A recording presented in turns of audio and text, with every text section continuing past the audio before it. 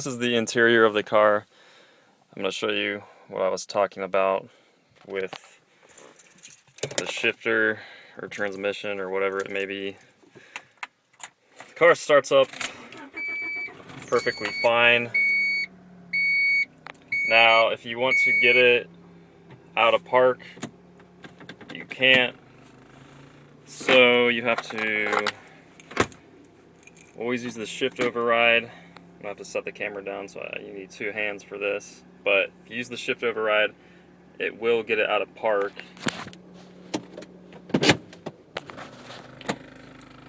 And like I said, if you put this in drive 4, it doesn't even light up, but it'll still go.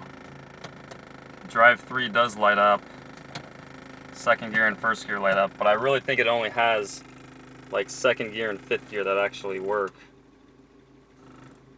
So if you try to drive, in drive 3 or drive 4, it doesn't really have a lot of get up and go at all. I'm stepping on the gas right now. As you can see, it's, I don't know, in fourth or fifth gear maybe.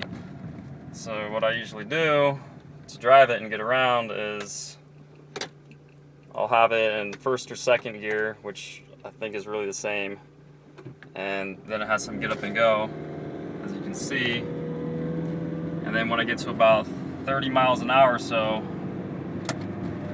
I just shift it up, and it shifts fine, and now it's in fourth or fifth gear. But that's the way I've been driving it for a year. It gets me from point A to point B with no problem.